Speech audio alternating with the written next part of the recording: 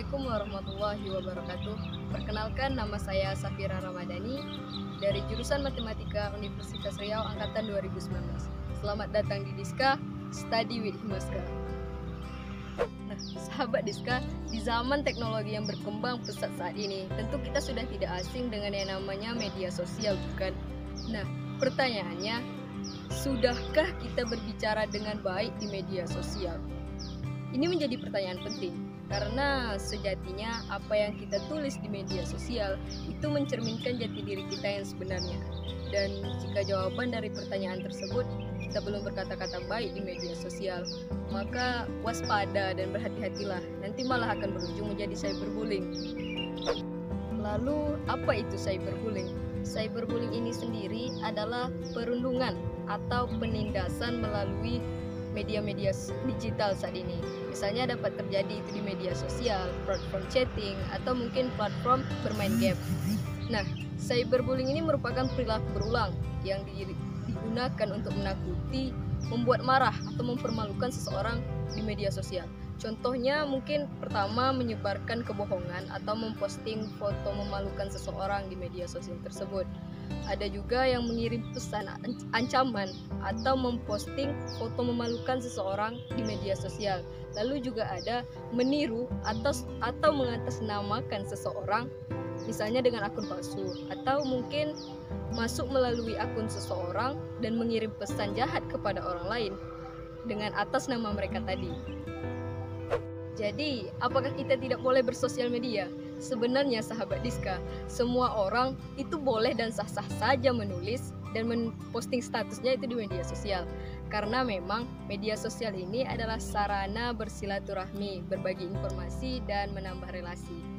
Status-status ini biasanya buah pikir seseorang atau pandangan kita terhadap sesuatu.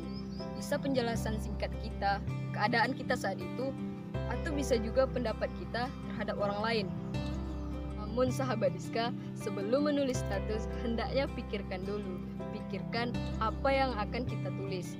Hendaknya kita membuat status itu yang positif, inspiratif, dan bisa menyenangkan orang lain yang membaca status kita. Karena sejatinya, itu tidak semua orang bisa menerima pendapat kita. Sebenarnya hal ini wajar saja, sebab manusia itu memang diciptakan berbeda-beda, bukan? Nah, ada juga pepatah yang mengatakan karena perbedaan itu dunia ini penuh warna dan menjadi indah. Dan lebih alangkah indahnya lagi apabila kita bisa saling menghargai perbedaan-perbedaan itu, bukan? Nah, ketahuilah sahabat Diska, ternyata ada cara-cara kita dalam menghadapi cyberbullying. Yang pertama, jangan membalas komentar yang sama negatifnya sebagai respon, karena justru hal ini akan memperparah situasi. Menulis komentar yang sama negatifnya atau bahkan mempermalukan orang yang menulis komentar buruk tersebut bisa membuat kamu berada di dalam masalah yang lebih besar. Yang kedua, jangan menganggap komentar negatif terlalu serius. Komentar negatif tersebut sama sekali tidak benar, dan kamu tahu yang keburukan yang dibicarakannya itu bukan dirimu, bukan? Nah, anggap saja komentar-komentar tersebut itu masalah dari si penulis komentar tersebut. Yang ketiga, blok dan report komentarnya. Nah, kalau kamu ada waktu, blok saja orang yang menulis komentar negatif tersebut atau report komentarnya. Jangan malah kamu membacanya terus-menerus, karena hal ini hanya akan membuat kamu semakin marah dan merasa sedih. Yang keempat, pahami bahwa tidak semua orang punya pandangan yang sama. Cobalah bersikap terbuka terhadap pikiran orang lain.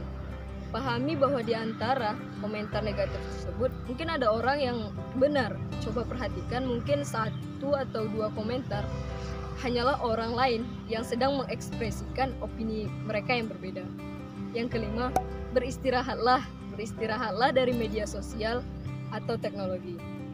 Jika cyberbullying yang kamu alami ini terasa semakin parah, coba jauhkan diri dan istirahatlah dari media sosial. Matikan HP dan komputer selama 1 hari saja. Lalu lakukan aktivitas atau hobi yang kamu sukai. Dan yang keenam, yang terakhir, jangan memendamnya sendiri. Karena mungkin cyberbullying yang tidak ekstrim mungkin tidak memiliki arti yang berarti gitu. Namun kalau cyberbullying yang dialami sudah ekstrim, maka mungkin kamu bisa terkena dampaknya secara psikologis, dan jangan memendamnya sendiri. Itu tentu justru sangat berbahaya. Jadi sahabat Diska, ada 3 cara paling mudah dalam berinteraksi dalam media sosial.